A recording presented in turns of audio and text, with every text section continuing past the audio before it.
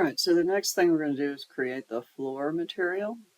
Pretty much the same process, but what you can also do is if you want to make a bump map, let's go ahead and open that guy.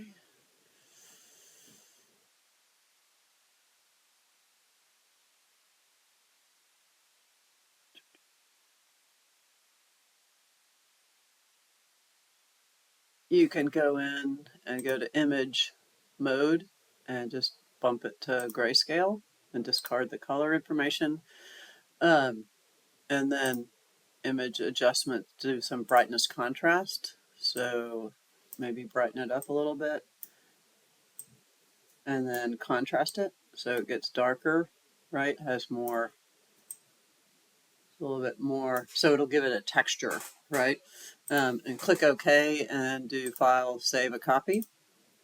Right, and you can save this one directly to the Revit texture maps folder and just name it bump, right? So bump map, save that,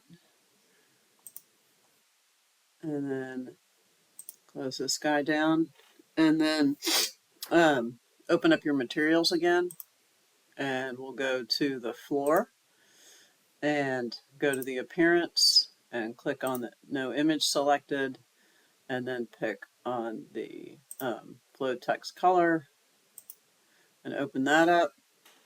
And then we'll go to the bump map and check it, and it'll want to load the bump, and you can open that. Right now, one thing that I didn't go over on the first one was size. Like, how big is this thing in real life? I don't know if it's a square. If we knew exactly how big it was, that would be great.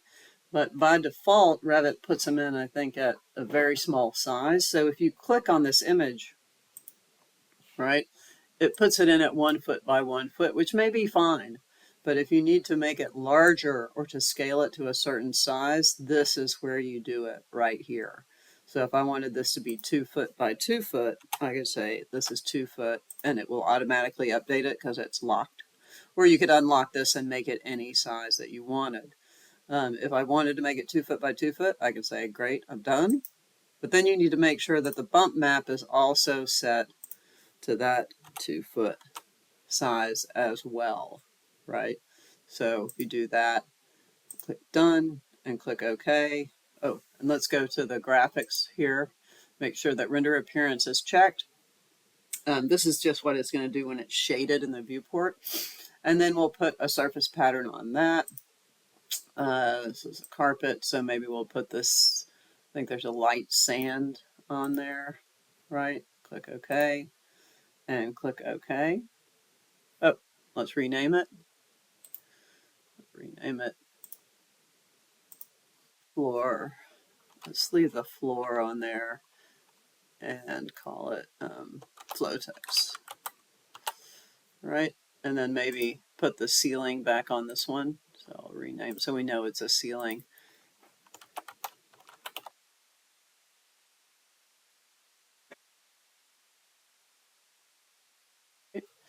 Okay, and then if I click OK, you'll see it appear down there, right? So if we zoom in, you can see that texture there. This one is still tiling a bit. You know, I didn't go in and fix that one really, so we might need to go back and fix that. So you can see the difference between one that's tiling and one that is seamless. The next thing that we'll do is the wall, which is a little bit more difficult, right? So if we look at the wall material, it's actually that sort of modeled piece that looks like this, that's 30 by 30 inches, but we're going to do a diagrammatic version of it. So we'll do that